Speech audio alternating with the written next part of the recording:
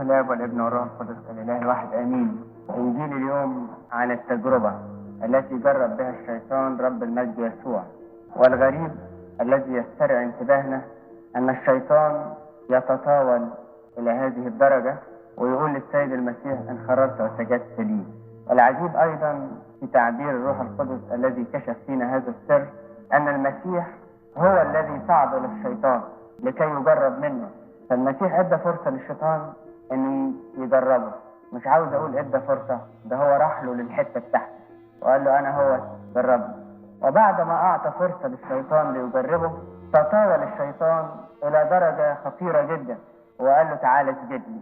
عندئذ طرده الرب يسوع قائلا اذهب عني يا شيطان، اذهب يا شيطان، لانه مكتوب للرب الهك تسجد. ايه السر الالهي في هذه التجربه؟ الله يا اخوتي يحبنا الى المنتهى ويريد خلاص حياتنا بكل طريقه وبكل وسيله. وعشان نفهم التجربه بحقيقتها نرجع في الاول الانسان اللي خلقه ربنا على صورته ومثاله. لما سقط في الخطيه اتهلهل الشيطان، هلهل، ما بقاش كرامه، عراه، هزقه، وقع بينه وبين ربنا، خلاه يحس ان ربنا ده بيكرهه. ولد في قلبه افكار خطيره جدا ما كانتش ممكن تخطر على ذهن الانسان. ولد في قلبه فكر الحقد والاكل والحسد والغضب. خلى الانسان ده بدل ما هو كان النموذج الجميل اللي على صورة ربنا، خلاه الانسان ده حتى متضايق من نفسه، اهانه، بهدله، واستلمه جيل بعد جيل. وولد فيه شهوات الجسد وشهوات الاكل. ويقول الكتاب المقدس بعد كده ان بنات اولاد الله، اولاد ربنا القديسين، راحوا لا شافوا اولاد الناس ان هم حسنات وتزوجوا منهم وصنعوا شرور كتيره، وطلع جيل خطير جدا، جيل النمارده اللي منهم نمرود والجماعه دولت، جيل الاشرار اللي فكروا اللي عملوا الشرور الكبيره ايام نوح وايام برج بابل. هذا هو الانسان بالصوره دي. الانسان متهالهل خالص، ولو تحاول تصلح فيه من ناحيه تلاقيه خربان من ناحيه ثانيه. ان صلحت فكره تلاقي قلبه تعبان وحاجات كتيره خالص. رب المجد اراد خلاص الانسان. لما اقول خلاص الانسان يعني عاوز يصلحه، عاوز يرجع له فردوسه المفقود، عاوز يرجع له سعادته، عاوز يديله نصره بدل الهزيمه اللي وقع فيها. الانسان اتاكل كده بسرعه. جه الشيطان كلم حواء كلمتين وبسرعه كلمت ادم وضاع كل المجد ده. فربنا جه عشان خاطر خلاص الانسان. بالطريقه دي يا اخواتي نقدر نفهم كل حركات ربنا يسوع المسيح. حركه في الانجيل. كان بياكل عشان يصلح لنا حتى طريقه الاكل بتاعتنا، كان بيصوم عشان يصلح لنا طريقه الصيام بتاعنا، كان بيعمل الخير عشان يورينا الخير بيتعمل ازاي، كان بيعيد للانسان العظمه اللي كان فيها بعد الخراب اللي حل عليه. الخطيه الاولى اللي وقع فيها الانسان خطيه عجيبه جدا. خطيه ادم ده كان يصحى الصبح بدري جدا جدا. ليه ادم مستعجل في الصحيان كده؟ تاخد راحتك في النوم. قال انا مستعجل في الصحيان لاني بسمع صوت ربنا مع ريح الصباح. والحكايه ديت ما بتنيمنيش طول الليل من اشتياق لصوت ربنا. احب اصحى بقى، يعني يمكن ما نمشي طول الليل، حاله بس ويسمع الكلمتين من ربنا ويعيش فرحان وسعيد. واحد بيقابل ربنا كل يوم وبيسمع صوته مع ريح الصباح، عاوز عز اكتر من كده، سعاده وفرح وسلام. الشيطان خبط الخبطه مظبوط. قال له لا، شوف يا ادم، انت في حتت ما انتش واخد بالك منها. انت ليك تفكير، اولا انت ليك شخصيه وليك كيان، ليك تصرف تقدر تتصرف بيه، وليك عقل كمان تفكر بيه، وليك اراده. وليه ربنا يقول لك ما تعملش دي؟ وابتدى يوقع بينه وبين ربنا بطريقه عجيبه جدا. ايه الطريقه ديت؟ يقول له ان انت ليك كيان مستقل عن ايه؟ عن ربنا. هقول لك حاجه يا ادم، انت دلوقتي مش ليك صحه، جسمك ده مش ليه صحه. طيب تعول الصحه دي ازاي؟ اقول لك الطريقه. تاكل من الشجر ده وكل من الشجره كمان اللي قال لك عليها ربنا ما تاكلش منها. ولما تاكل بديهي يعني من غير يعني بحث هتبقى صحتك كويسه. لاحظ ان ربنا في الاخر بيقول ليس بالخبز وحده يحيى الانسان.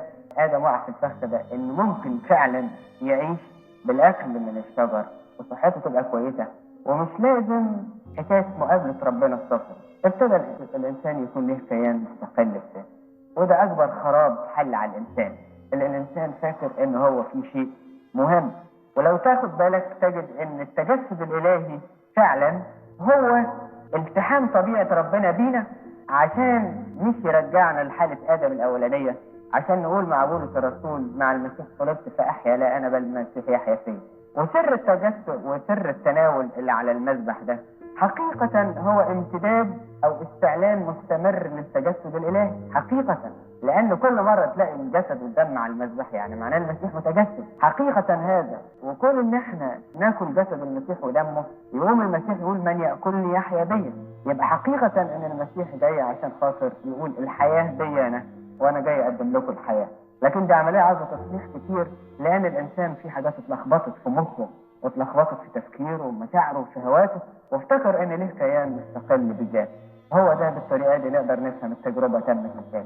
ربنا اتولد في المزود عشان يبتدي يصلح الإنسان. الإنسان افتكر إيه؟ قال أنا أبقى عظيم إمتى؟ قال أبقى عظيم لما أبقى لابس بدلة وجيهة، لما أبقى لابس فستان على الموضة الأخيرة. أبقى عظيم لما يكون ليا مثلا زي ما قال الرجل الغني الذي كان يحس إن حياته من إيه؟ من أموال. أبقى سعيد إزاي؟ لما يبقى كذا وكذا. أم ربنا جه قال لا، في غلطة في حياتي عاوز أصلحها. إزاي يا رب أصلحها؟ أصلحها بطريقة مش ممكن أبدا تتنسي.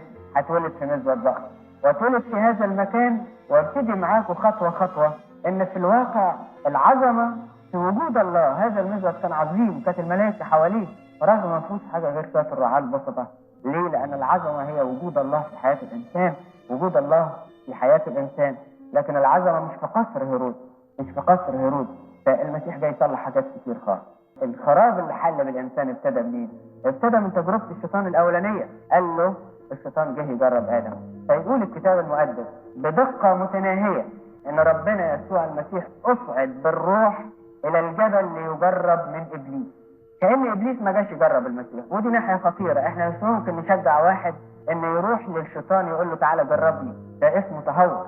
لكن المسيح نازل هنا من أجل إنه يقف قدام الشيطان ويصلح الأخطاء الأولانية، يقول له تعالى نعيد التجربة اللي انت عملتها زمان مع آدم في الفردوس واحدة واحدة، وتعالى عشان خاطر أنا إله متجسد في جسد إنسان وحظبط كل الحركات مظبوطة واخزيك يا شيطان. هو دي حركات ربنا قبل التجربة. ربنا يسوع صام واتعمد وراح برضه هو اللي راح ليوحنا المعمدان. يوحنا المعمدان يقول له يا ربي ده أنا بعمد الخطاة اللي جايين لي. قال له اسمح يا يوحنا، انت عارفني انا مين؟ قال له انا عارفك، انت الله اللي ما تعملش خطيه ابدا. قال له لا، في حته ما انتش واخد بالك منها يا يوحنا. قال له ايه؟ قال له انا ربنا صحيح، لكن انا حامل خطيه العالم. انا لست بصانع خطيه، انا اله قدوس، لكن انا حامل خطيه. فهمت يا يوحنا؟ قال له قال له عشان كده لازم اتعمد. هم العالم ده كله خطيه العالم على كتفي، فانا انزل بيه. قال له اعمدك على هذا الاساس لان ينبغي ان نكمل كل بر. فالمسيح طلع للشيطان يجرب 40 يوم. وانا عاوز اقول لك صدقني ان التجربه دي بهذه الصوره اكيد دي كانت حرب في منتهى العنف وبلا هواده. يعني يمكن ضراوه الشيطان وشرسه واعماله الشريره مع ادم ومع الاجيال كلها لم تصل الى الحده اللي وصلت مع رب المجد يسوع. يمكن تقول لي الشيطان جرب ايوب تجارب عنيفه جدا، شفت انت قريت ايه؟ اقول لك ولا ده. تقول لي جرب القديسين والانبا انطونيوس والى اخره، اقول لك ولا كل دول. التجربه دي اعتبرها كانت معركه ناريه. وقت المسيح 40 يوم ما ياكلش. قال الشيطان قال له طب وبعدين؟ صح، انا هثبت لك ان الحياه بالخبز. طب هتصوم 40 يوم، صمت. طب كمان 40، كمان 40، كمان شهر، كمان شهرين، كمان 3، واخرتها غصب عنك هترجع تاكل من الخبز. قال له لا. قال له الناس بتعيش ازاي؟ تاكل عيش؟ قال له صحيح تاكل عيش، لكن العيش ده انا اللي خلقه وانا اللي حاطط فيه قوه الحياه، ولو نزعت قوه الحياه من العيش ما يتاكلش. وناس بتاكل العيش وما يتهضمش عندها العيش. اوعى تصدق ان العيش هو اللي بيعطي الحياه، لكن ده الناموس اللي انا خلقته والنظام. عشان كده انا بقول للناس كلهم، لكن مش الاكل هو اللي بيعطيهم الحياه. صام وبعد الصيام قال له كل بقى. قال له ليس بالخبز وحده يحيى الانسان. عرفت تعليم لطيف جدا في المناوله. لما بتتناول احنا بنصوم 9 ساعات قبل المناوله. ليه بنصوم 9 ساعات؟ قال الكنيسه كده بالايحاء الالهي حتى قالت ايه؟ لازم نجوع الناس قبل ما ياكل. ليه؟ لان الجوع هيوحي للانسان بالتعب وبالموت وان هو ملوش حياه. ولما يجوع قوي، لو صام كتير كمان اكثر من 9 ساعات يتعب وبعدين يجي كده هو واكل من على المذبح جسد الرب ودم، يقول هي دي الحياه. ففي عمليتين بيعملوا مع بعض هنا، جوع وحياه. لو تدرب الإنسان على هذا التدريب خاصة في الصيام يبتدي يكتشف حاجة خطيرة جدا، أن الحياة هي من الله. ولو وصل إلى هذا الاختبار أن حياته من الله يبقى وصل لدرجة عظيمة جدا في عمل ربنا في حياته. هذه القصد من الصيام، الحياة هي من الله. الصيام تجويع، وبعدين هفتان للإنسان، وبعدين تعب، وبعدين معدتي تعبانة وكل جسمي منحل مش قادر. طيب يا ابونا خفف لي شوية، أنا عاوز آخد حل شوية أخفف. ده بعض الكنيسة ممكن تخفف، لكن مهم جدا إن أحس بالتعب والجوع، وبعدين بعد الجوع ده هو التعب أجي آكل من جسد الرب ودمه على المذبح، وبعدين أحس بنشوة الحياة فيا، أحس بنشوة الحياة. عارف إيه هي الحياة؟ الحياة ديت هي المسيح، هي المسيح. هو عاوز يقول كده. وحتى ربنا قال لليهود الكلام، قال لهم مش اباكم اكلوا المن في البريه؟ كان نازل منين ده؟ سما مش من عندي؟ يبقى المن ده، بلاش نتكلم عن العيش اللي قال الشيطان للمسيح عنه، لكن المن ده مش نازل للسماء، مش نازل من السماء، ده من الهي. اكلوه ماتوا ولا ما ماتوش؟ قالوا ماتوا. قال لهم لكن انا عندي حاجه ثانيه، ليكن جسدي يحيا الى الابد. قالوا له مش هنروح القبر؟ قال حتى لو رحت القبر تبقوا احياء برضه. يا سلام، يعني انا لما بصوم واكل من جسد المسيح ودمه بوصل لهذه الدرجه الايمانيه ان حتى الموت والمرض والسرطان والالام بتاعت العالم دي كلها مش ممكن تفقدني الحياه. قال هو ده الاختبار اللي عاوز اوصله المسيح، ان الحياه هي من الله. اما هذا الجسد مش هو ده الحياه. الحياه الابديه اللي انا بعيشها من اللحظه الحاليه دلوقتي، يوم ما اخذت المسيح في حياتي وبقيت انا حي. دلوقتي انا اخذت المسيح سيد، المسيح يقول لي خلاص انت حي. قول له مش هموت؟ قال لي تموت ابدا. تعرف حتى راس شعرك ده ما تقعش منه راس. بقى تقول لي ما تخافش من اللي يقتل الجسد، ويقول لي هيقدموكم لولاء وهتتقتلهم وتتعذبهم، ومن ناحيه ثانيه تقول لي شعر راسك محصى. ايه ده؟ قال هتتعذب وتتألم لان هذه طبيعه الالام في العالم، لكن لما بقول لك شعرك محصى عشان اديلك احساس عميق جدا ان انت بتاعي وان انت حي، ان انت حي. انا بقول لك شعر راسك محصى، ما قلتلكش انه مش هيقع، لكن قلت لك مش هيقع غير باذن، غير باذن. انا واهب الحياه. فربنا دخل مع الشيطان في التجربه ديت. ليس بالخبز وحده يحيا الانسان. قال له الغني الذي كان يعتبر ان حياته من امواله، قال له يا غبي في هذه الليله تطلب منك نفسك، فين حياتك؟ قال له طب اموالي طيب هعمل فيها ايه؟ قال له مش ممكن. الخطيه الكبيره اللي الانسان واقع فيها بعد ما طرد من الجنه، افتكر ان حياته تكون بصحته، وحياته تكون بماله، وحياته تكون بمركزه، ونسي ان حياته تكون بالله. فده انفصال وذاتيه مستقله عن الله. عشان كده الانسان بقول لك حصلت حاجات خطيره في حياته، اتولد فيه الخوف. انا لو جالي عيا، بما ان حياتي من صحتي، فاول ما يجي لي عيا اقول ياه اخاف. انا مثلا لما اكون داخل في صفقه ولا حاجه وانا عارف ان الصفقه دي فيها حياتي وبعدين تضيع مني اخاف. انا لما اكون يقولوا حاله تاميم ولا بتاع واقول هيضيع مني الحاجه ديت اخاف. فتولد في الانسان حاجه اسمها الخوف والقلق والخوف على المستقبل. وبعدين تولد حاجات خطيره جدا. برضه الانسان يرتب لمستقبله ومستقبلي، مستقبل العيال واولادي، وازاي وهفتح بيت ازاي واتجوز ازاي وارتب ايه واعمل ايه، ويبتدي الانسان يشيل هموم. نسي الانسان الايمان البسيط اللطيف ان ليس بالخبز وحده يحيا الانسان. ربنا طلع قابل الشيطان، قال له انا عاوز ارجع المبدا ده لاولادي من جديد، ان حياتهم النهارده اصبحت بيا، من ياكلني يحيا بيا. اتؤمنوا بهذا يا اخوتي انكم احياء بالمسيح؟ تؤمنوا بهذا تبقوا مسيحيين. اتؤمنوا ان حياتكم بالمسيح؟ توعدوا ربنا ما تخافوش من شيء في الدنيا ديت ابدا مهما كانت تجاربه ثقيله، لان انتوا نلتوا الحياه وان المسيح ساكن فيكم. تخافوا ازاي اذا كان الروح القدس ساكن جواكم؟ تضطربوا ازاي اذا كان بتاكلوا جسد الرب ودمه وبتاخدوا الحياه الابديه؟ هذا هو الايمان المسيحي، واقل من كده ما يبقاش اسمه ايمان مسيحي.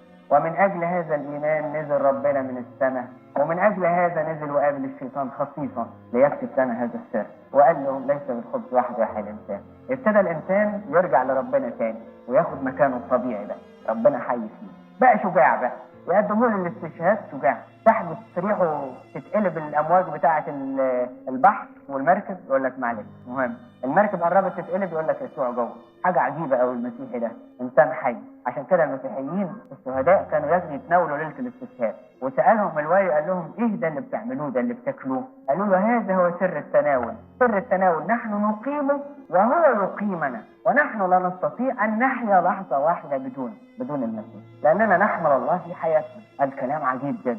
التجربة الثانية قال له تعال وقفوا على جناح الهيكل. وفي تقليد يهودي في التلمود ان المسيح لما هيجي على جناح الهيكل الشيطان خبيث، يعني لما بيعرض التجربة بيعرضها محبوكة، فجابوا على جناح الهيكل لان ده فكر يهودي، وقال له تعالى ارمي نفسك من فوق واعطيك والملائكة تيجي تخدمك بحركة بهلوانية كده فيها بطولة تمجيد للذات. قال له ابعد يا شيطان، هقول لك حاجة مهمة خالص هقولها لاولادي، الذات بتاعتكم تفصلكم عن ربنا، تضخيم الذات، عملية التخمة تحت الذات ديت. عشان كده المسيح قال من أراد أن يكون لي تلميذا ينكر ذات، ينكر نفسه. نمرة واحد، عاوز يرمي نفسه ليه من على الجبل؟ قال عشان تبقى عظيم. من العظمة ديت اللي بتيجي من من الذات بتاعي ومن الكيان بتاعي. كلنا محاربين بيها، والكاهن محارب اكتر واحد لانه في مركز قيادي، وانت كمان في مركزك العائلي وفي مركزك وفي وظيفتك محارب بالذات بتاعتك، وكلنا تحت هذا النير. وربنا جه يقول في ادق حته قدام الشيطان لا ملهاش لازمه يا اخي، ملهاش لازمه حكايه الرمي من فوق دي، ملهاش لازمه حكايه المجازفات دي. ليه ما كنتش حياتي هاديه بسيطه كده حيه بالمسيح؟ ليه ابتدي انا التفاخر يملى حياتي وابتدي اقول شوف انا عظيم ازاي، بص شوف انا مركزي ازاي كويس، شوف انا هيئتي، ويمكن انا تعبان ماليا جدا وكل حاجه، لكن برضو ازوق كده في المظهر الخارجي عشان اضخم الذات بتاعتي. على كل حال نرجع للمزود من جديد. العظمه فين؟ قال في وجود الله. النهارده يا اخوتي صدقوني ممكن نكون كلنا عظماء، مش ممكن نكون، ده احنا عظماء فعلا. ده غلط ان انا قلت ممكن نكون عظماء، دي كلمه وحشه قوي. احنا النهارده احنا عظماء لان كل واحد منكم حامل المسيح جواه. ازاي ما بقاش عظيم؟ اما حاجه عجيبه قوي، المسيح اللي جوايا ولا الفستان اللي انا لابسه من بره، ده حاجه غريبه جدا جدا. انا ما قلتلكش ما تلبسش الفستان، لكن انا بقول ايه، مش هو ده حياتي، مش هو ده عظمتي. انا شخص مسيحي فرحان وعظيم، واعتقد ان انا قديس. يقول لي لا يا ابونا ده انا انسان بشري وتعبان وليه اخطاء. اقول لك انا عارف، لكن انت المسيح جواك، انت المسيح جواك، فانت مستوى القداسه. تقدر انت كده وانت راجل متعلم وراجل في مركز اجتماعي كويس تنزل تمشي حاجه في الشارع وتلعب مع العيال الحاسين او اللي بيعملوا حاجات مش كويسه تقول لا ده مركزي. اهو انت مركزك كده، انت حامل الله في حياتك، انت عظيم، انت قديس. ليه تنزل للمستوى ده؟ ليه بتدور على العظمه من بره؟ ليه بتدور على العظمه؟ اقول لك العظمه فين؟ العظمه في جسد المسيح ودمه. الملائكه تغطي وجوهها من اجل بقى عظمه مجد، وانا اكله. شفت العظمه الروح القدس ساكن فيا وانا هيكل للروح القدس. شوف العظمه اسرار الله العجيبه جدا في الانجيل وتتكشف ليا انا الانسان الغلبان. وقف يسوع مره وقال تهلل يسوع بالروح وقال احمدك ايها الاب لانك اخفيت هذه عن الحكماء واعلنتها للاطفال. هكذا صارت المسره امامك. اسرار الكتاب المقدس يجيب واحد يفك الخط كده ومليان من روح ربنا يطلع لك تاملات جميله. يجيب واحد معاه دكتوراه ومتعلم ويقول لك الانجيل صعب كله طلاسم. كده هو ربنا عشان يوري له ان انت ما انتش عظيم ولا العلم بتاعك يقدر يوصلك لفهم اسرار الله. هذه قد اخفيتها عن الحكماء واعلنتها للاطفال. ولما ربنا زهق قوي من التلاميذ بقى جه جايب عيل صغير كده جه حط في وسطهم فقعدوا بيقولوا له ما شفتوش عيال صغيره حاملين ربنا في حياتهم؟ قصدي اقول يا اخوتي ان احنا عظماء بالمسيح اللي احنا حي فينا واقوياء وقديسين وفي مركز ممتاز وعظماء. ارجو بنعمه ربنا ان احنا ما ننحدرش عن المستوى ده وننزل للمستوى الوحش اللي انا بقول عنه. عيش في مستواك. انت بتقول ما اقدرش انزل امشي حافي في الشارع، عيش كمان في مستواك. انت مش انسان عادي، محدش قال ان انت انسان عادي عشان يبقى كيانك زي اي انسان عادي.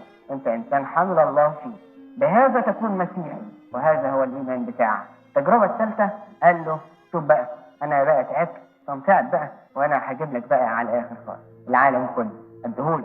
العالم كله اديهولك. الناس بتجري ورا ايه؟ بتجري ورا العالم. اديك العالم كله بس حاجه واحده انخرطت وسجدت لي. قال له ابعد يا شيطان، دي ما فيهاش تفاهم. ابعد يا شيطان، للرب الهك تسجد واياه وحده تعبد. لنا اله واحد نسجد له ما نسجدش الاله تاني. من الاسبوع اللي فات كان بيقول لا يمكن احد ان يعبد ربي يسجد لربي. دلوقتي في سجود لله واحد. بالحقيقه نؤمن باله واحد يديك ممالك العالم واديك الدنيا واديك اللي انت عاوزه كله، اديك كل حاجه. طريق سهل. يوم ربنا يرد يقول ايه؟ ادخلوا من الباب الضيق. الشيطان يقول اديك العالم كله. ربنا يقول ادخلوا من الباب الضيق.